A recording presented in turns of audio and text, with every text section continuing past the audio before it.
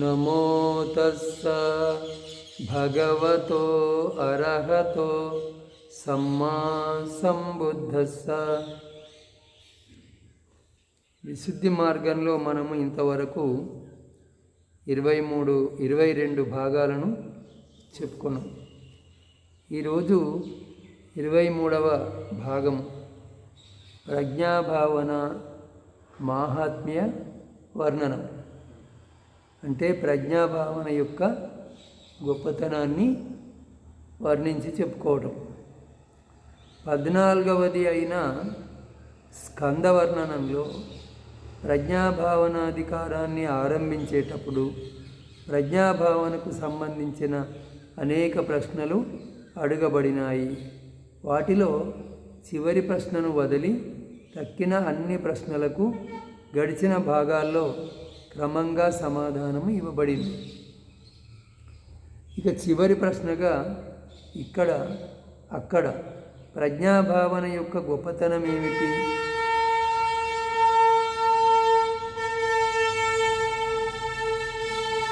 అన్న ప్రశ్నకు ఇది సమాధానం. ఈ ప్రజ్ఞాభావన వందల వేల గుణాలు కలది. ఎంతో కాలం దాని విశేషతలను విస్తారంగా వర్ణించినప్పటికీ దానిని పూర్తిగా చెప్పటము సులభం కాదు. అందువలన సంక్షిప్తంగా దాని ఈ గొప్పతనాన్ని తెలుసుకోవాలి. దాని ఈ గుణాన్ని అంటే దాని గొప్పతనాన్ని తెలుసుకోవాలి. ఏమిటి అంటే ఇది నానా క్లేశాలను నశింపజేస్తుంది. ఏది?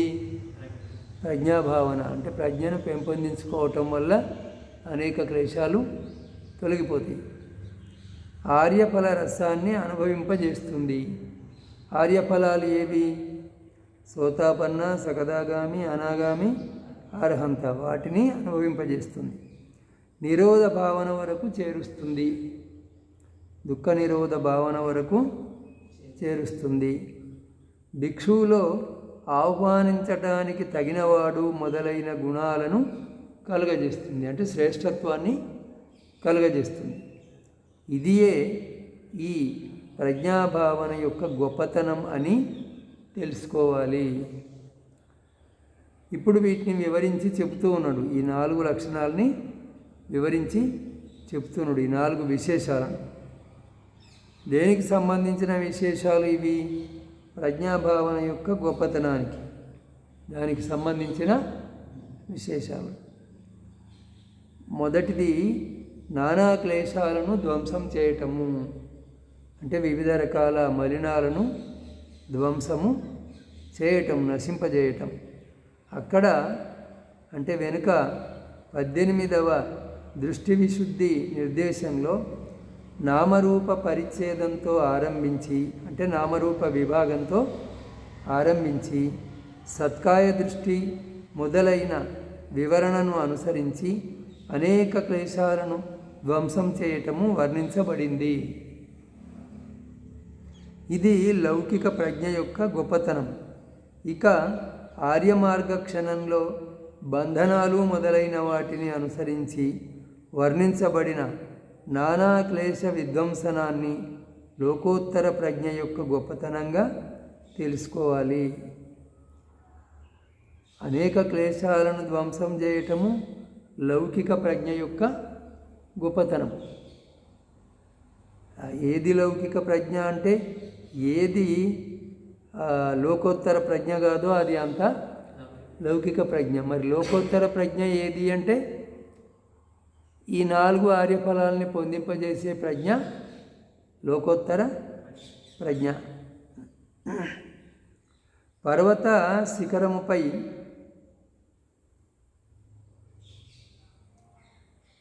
అయితే లౌకిక అనేక క్లేశాలను ధ్వంసం చేయటము లౌకిక ప్రజ్ఞ యొక్క గొప్పతనం.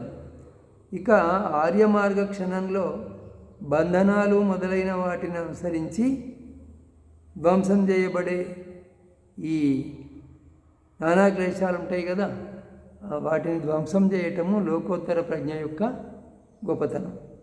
పర్వత శిఖరముపై వేగంగా పడుతున్న పిడుగులాగా, అడవిలో వాయువు యొక్క ప్రబల వేగాన్ని ఆశ్రయించుకొని మండే అగ్నిలాగా, గాఢాంధకారాన్ని తన ప్రఖర తేజంతో తొలగించే సూర్యునిలాగా నిరంతరము అభ్యసింపబడిన ప్రజ్ఞాభావన చిరకాలంగా ఉత్పన్నమైన అన్ని అనర్థాలను కలిగించే క్లేశ సమూహాన్ని నశింపజేస్తుంది.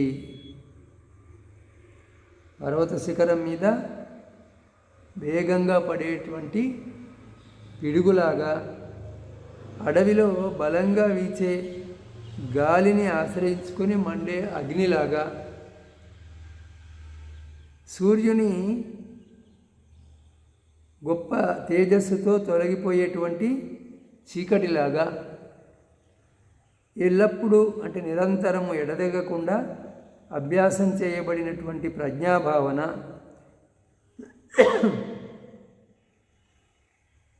ఎంతో కాలం నుంచి ఉత్పన్నమైనటువంటిది, అన్ని అనర్థాలను కలిగించేటువంటిది అయిన ఈ క్లేశ సమూహాన్ని నాశనం చేస్తుంది.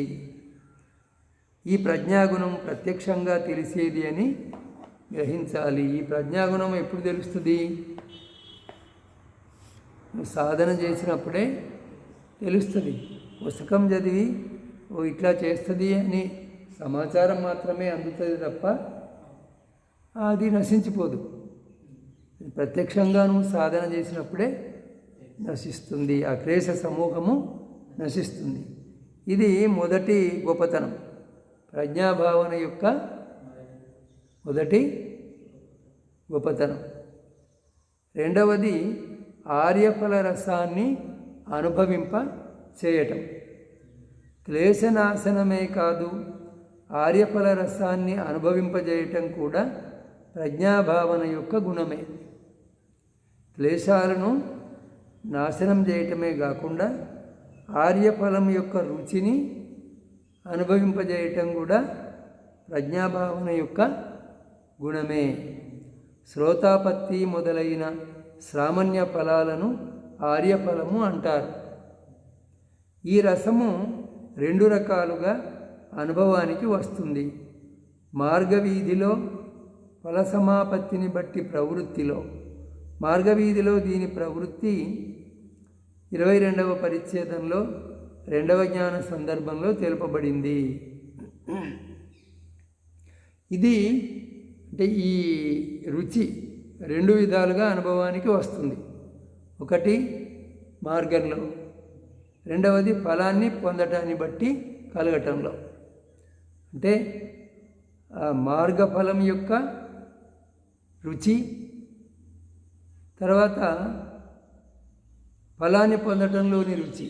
అంటే మార్గాన్ని పొందటం కూడా ఒక ఫలమే కదా. అది శ్రోతాపత్తి మార్గస్థుడు కావటం అది ఒక రుచి, శ్రోతాపత్తి ఫలాన్ని పొందటము ఇంకొక రుచి. ఈ రెండు రుచులలో ఆర్యఫల రసాన్ని అనుభవించటం అనేటువంటిది ఉంటుంది. అంటే ఇక్కడ కేవలము శ్రోతాపత్తి విషయంలోనే కాకుండా తక్కిన మూడింటి విషయంలో కూడా ఇదే విధంగా గ్రహించాలి. తక్కిన మూడు ఏవి? సకదాగామి, అనాగామి, అర్హంత. ఇక కేవలము బంధనాలు తొలగిపోవటమే ఫలము, ఇతర ఏ ధర్మము ఫలం కాదు అని కొందరు ఆచార్యులు అంటారు. కొందరేమంటారు? బంధనాలు తొలగిపోవటమే ఫలము, అంతేగాని తక్కినవేవి ఫలాలు కావు అని కొందరు అంటూ ఉంటారు. వారికి అర్థం చేయించటానికి ఈ పాళీ సూత్రాన్ని చూపించాలి. ప్రయోగ ప్రశాంతి ప్రజ్ఞ ఫలజ్ఞానం ఎలా అవుతుంది? శ్రోతాపత్తి మార్గక్షణాన్ని చూడటం అనే అర్థంలో సమ్యక్ దృష్టి మిథ్యాదృష్టి నుండి దూరమవుతుంది. దానిని అనుసరించి ఉండే క్లేశాల నుండి, స్కందాల నుండి పైకి లేస్తుంది మరియు అన్ని బాహ్య నిమిత్తాల నుండి లేస్తుంది. ఈ ప్రయోగము శాంతించినప్పుడు సమ్యక్ దృష్టి కలుగుతుంది. ఇది మార్గం యొక్క ఫలం అని పటిసంభిదామగ్గలో చెప్పబడింది. ఇలా విపులంగా తెలుసుకోవాలి. అంటే ఎంత ఇప్పుడు మనము ఒక ఊరికి చేరుతున్నప్పుడు 1 కిలోమీటర్ నడిచినప్పుడు కొంత ఫలం లభించినట్టే కదా. ఆ విధంగా ఒక్కొక్క స్థాయిలో ఒక్కొక్క ఫలాన్ని పొందటం అనేటువంటిది ఉంటుంది. అన్ని బంధనాలు నశించడం అనేది అంతిమ ఫలము. అయితే అది మాత్రమే ఫలము, తక్కినవి ఫలాలు కావు అని అనకూడదు అని చెప్తున్నాడు. అసమ్మిళితమైన 4 ఆర్య మార్గాలు. అసమ్మిళితమైన అంటే కలవనటువంటి అన్మిక్స్డ్ అన్నమాట. 4 ఆర్య మార్గాలు, 4 సామాన్య ఫలాలు. ఈ ధర్మాలు అప్రమాణ ఆలంబనము కలవి. అంటే మిశ్రితంగా అన్నటువంటి 4 ఆర్య మార్గాలు, 4 సామాన్య ఫలాలు. ఈ ధర్మాలు అపరిమాణ ఆలంబనము కలవి. పరిమిత ఆలంబనము కలవి కాదు, అపరిమితమైన ఆలంబనాన్ని కలిగినటువంటివి అని ధమ్మసంగని చెప్తూ ఉన్నది. ధమ్మసంగని అంటే ఏమిటి? అభిధమ్మలో ఒక పుస్తకం. మహద్గత ధర్మము అప్రమాణ ధర్మం యొక్క అనంతర ప్రత్యయం వలన ప్రత్యయం అవుతుంది. మహద్గత ధర్మము అప్రమాణ ధర్మం తర్వాత కలిగేది కావటం వలన కారణం అవుతుంది అని పట్టాణలో చెప్పబడింది. మొదలైనవి ఇక్కడ ప్రమాణాలు. తర్వాత ఫల సమాపత్తి. ఫల సమాపత్తి ఏర్పడే విధానాన్ని చూపడానికి ఈ ప్రశ్నల క్రమంతో అర్థాన్ని స్పష్టం చేయాలి. ఫల సమాపత్తి అంటే ఫలాన్ని పొందటం. ఆ పొందే విధానాన్ని చూపడానికి ఈ ప్రశ్నలు వేయబడుతున్నాయి. వాటికి సమాధానం చెప్పుకుంటే అది స్పష్టమవుతుంది అని. ఏది ఆ పొందే విధానం? ఫల సమాపత్తి అనగా ఏమిటి? ఎవరు దానిని పొందగలరు? ఎవరు దానిని పొందలేరు? ఎందుకొరకు పొందుతారు? ఎలా పొందుతారు? దీని స్థితి ఏమిటి? దీని నుంచి పైకి లేవటం ఏమిటి? ఉత్థానాలు అంటే పైకి లేవటం. ఫలానికి తర్వాత ఏముంది? ఈ ఫలము దేనికి అనంతరంగా ఉంది అంటే దీనికంటే ముందు ఏ ఫలం ఉన్నది అని, ఏమి ఉన్నది అని. ఏది ఫల సమాపత్తి అంటే ఆర్యఫలాలను కలిగించే నిరోధంలో అర్పణయే ఫల సమాపత్తి. ఆర్యఫలాలను కలిగించే నిరోధం. ఏదో ఒకదాన్ని దాని నుండి చిత్తాన్ని నిరోధించకుండా ఫలము కలగదు. ఇక్కడ ఆర్యఫలాన్ని కలిగించేటువంటి నిరోధం. ఆ నిరోధంలో అర్పణ అంటే స్థిరపడటం చిత్తం. అదియే ఫల సమాపత్తి అని చెప్పబడ్డది. అది ఎవరిచే పొందబడుతుంది, ఎవరిచే పొందబడదు? పృథగ్జనులు అంటే సామాన్యులు ఫల సమాపత్తికి అర్హులు కారు కనుక వారు దానిని పొందజాలరు. అంటే ఏ సాధన చేయనటువంటి వాళ్ళు, లోకోత్తర మార్గాన్ని పొందడానికి సాధన చేయనటువంటి వాళ్ళు పృథగ్జనులు. ఇక ఆర్యపుద్గలురు అందరూ దానికి అర్హులు కనుక వారు దానిని పొందుతారు. ఆర్యులు ఎవరు అంటే ఈ మార్గ ఫలాలను పొందినవారు ఆర్యులు. 4 ఈ సామాన్య ఫలాలు ఉన్నాయి కదా, శ్రోతాపత్తి, తర్వాత అనాగామి, ఏమిటి అర్హంత. ఈ ఫలాలను పొందినవారు దానికి అర్హులు. కానీ పై ఆర్యపుద్గలురు క్రిందగల సమాపత్తులను పొందజాలరు. ఎందుకనగా వారిలో పుద్గల అంతర్భావము ఉన్నది. అందువలన వారు అంటే పైవారు ఆ ఆవశ్యక హద్దు వరకు శాంతంగా ఉంటారు. క్రిందివారు కూడా ప్రాప్తించనందువలన పైవారి సమాపత్తిని పొందజాలరు కనుక తమ తమ ఫలాలనే పొందుతారు అనేది నిశ్చయం. అంటే ఆర్యఫలాలను పొందేవారు లౌకిక సమాధులను పొందరు. లౌకిక సమాధులను పొందేవారు ఆర్యఫలాలను పొందరు. ఎవరి సమాపత్తి వారిదే అని. కొందరు ఆచార్యులు ఇలా అంటారు, శ్రోతాపన్నులు సకదాగాములు కూడా సమాపన్నులు కారు కనుక ఇద్దరే సమాపన్నులు అవుతారు. కొందరిట్లా అంటారు అని, శ్రోతాపన్నులు సకదాగాములు కూడా సమాపత్తిని పొందినవారు కారు, అనాగామి అర్హంతులు ఇద్దరే సమాపత్తిని పొందినవారు అవుతారు అని చెప్తారు. వారు తమ సమాధిలో పూర్తిగా పనిచేసిన వారు అనే తర్కాన్ని వారు ఇందులో చూపిస్తారు. కానీ ఈ మాట కృతజ్ఞనుల గురించి కూడా చెప్పవచ్చు. ఎందుకనగా వారు కూడా లౌకిక సమాధిలో పరిపూర్ణంగా పనిచేసినారు.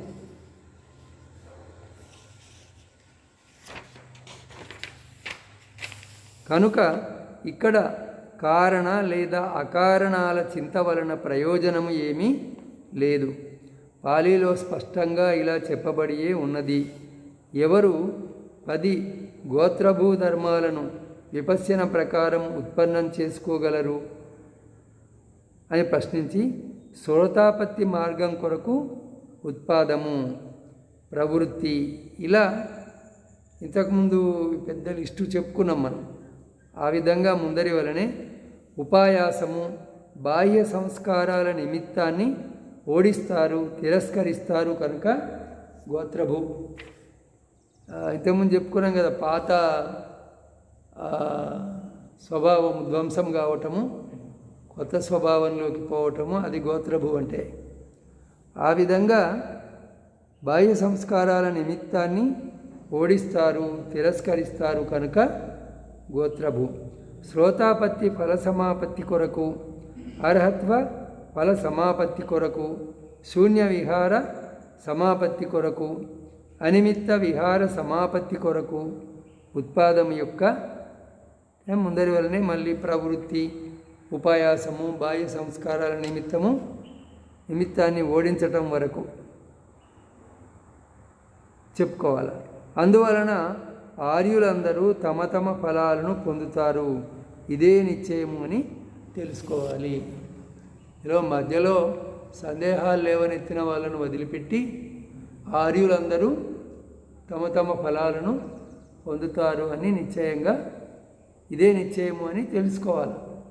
ఆ సందేహాన్ని పట్టించుకోకుండా ఆర్యులందరూ తమ తమ ఫలాలను పొందుతారు.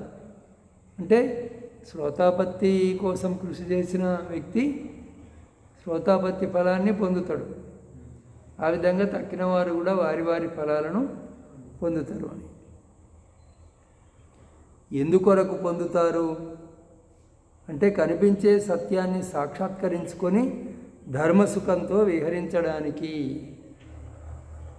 ఎదురుగా ఉండేటువంటి ఆ సత్యాన్ని అనుభూతి పొంది ధర్మసుఖంతో ఉండడానికి పొందుతారు.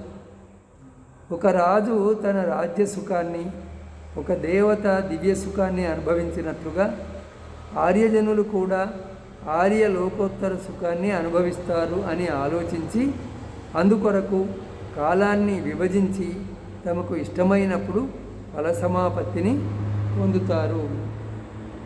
ఒక రాజు రాజ్య సుఖాన్ని, దేవత దివ్య సుఖాన్ని అనుభవించినట్లుగా ఆర్యజనులు కూడా ఫలసుఖాన్ని పొందుతారు అని అనుకొని తనకిష్టమున్నప్పుడు, తనకెప్పుడు వీలైతే అప్పుడు ఆర్యఫల సుఖాన్ని పొందుతారు. ఆర్యఫల సమాపత్తిని, సమాపత్తి వలన కలిగే సుఖాన్ని పొందుతారు. ఇక్కడికి ఈరోజు చాలు.